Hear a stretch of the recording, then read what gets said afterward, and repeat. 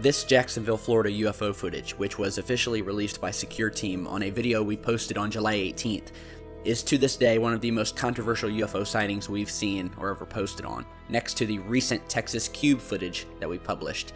These sightings are ramping up, and since our original posting of the unstabilized version of this footage here over Jacksonville, showing this craft, and what's even more interesting, and which we didn't mention in the first video, is that this craft looks mysteriously similar to the so-called Black Knight satellite, which is also believed to have been caught in a set of 1998 NASA images. Now, for those of you who don't know, the Black Knight satellite is believed to be an artificial alien object or satellite that has been orbiting the Earth since the 50s, or at least it was first discovered in the 50s.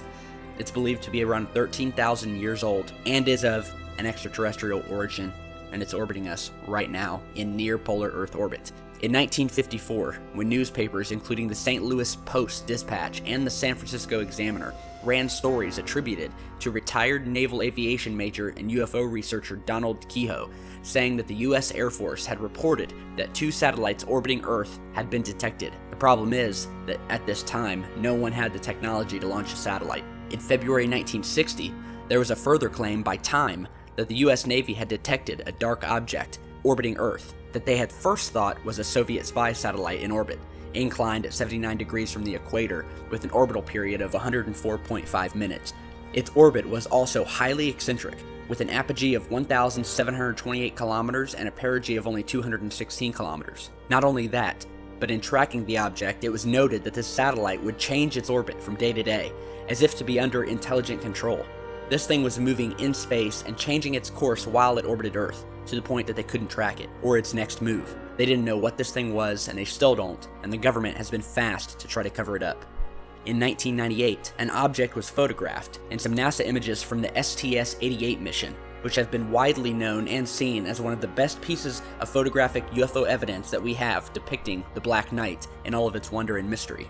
According to the NASA trolls, who I guess truly believe that we are as stupid as they think, claim that what you're seeing here in this NASA image from the ST-88 mission, which by the way is an obvious, hard, structured craft with detailed characteristics, is probably, and I quote, a thermal blanket that was confirmed lost during an EVA. So real quick before we continue, here is a list of some facts and info about the Black Knight satellite that will bring you up to speed on the entire deal and help you in your own research. According to monitoring agencies around the world, the Black Knight satellite has been transmitting radio signals for over 50 years now. The USA and Soviet Union have shown particular interest in this unidentified space object.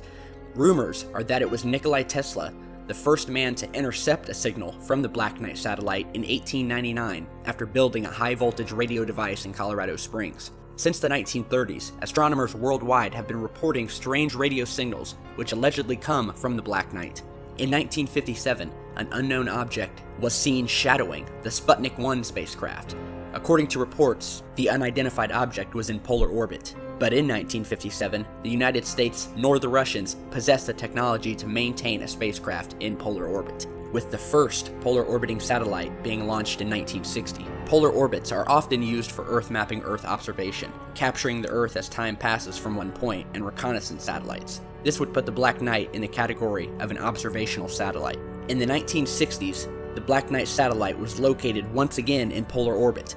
Astronomers and scientists calculated the object's weight to be over 10 tons, which would be at the time the heaviest artificial satellite in orbit around our planet. Not only that, but the Black Knight's orbit was unlike any other object orbiting Earth. The Grumman Aircraft Corporation gave much importance to this mysterious satellite.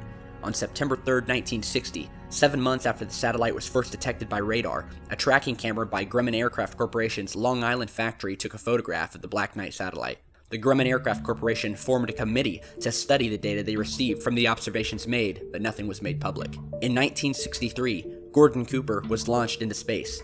On his final orbit, he reported seeing a glowing green object in front of his capsule in the distance moving towards his spacecraft. A ham radio operator who apparently decoded a series of signals received from the UFO satellite interpreted it as a star chart centered in the Epsilon Bootes star system. According to the decoded message, the Black Knight originated from this very star system 13,000 years ago.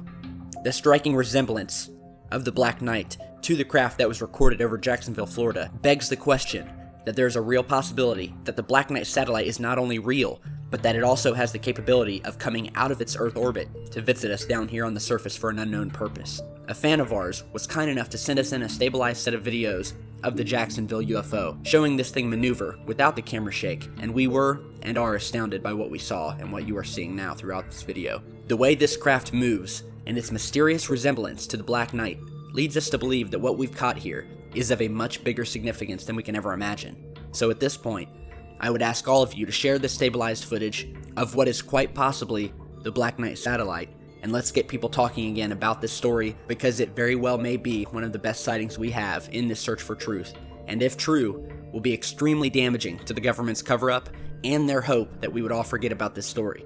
So get it out there, subscribe, and stick with us, and we'll see you back real soon. Stay safe, guys.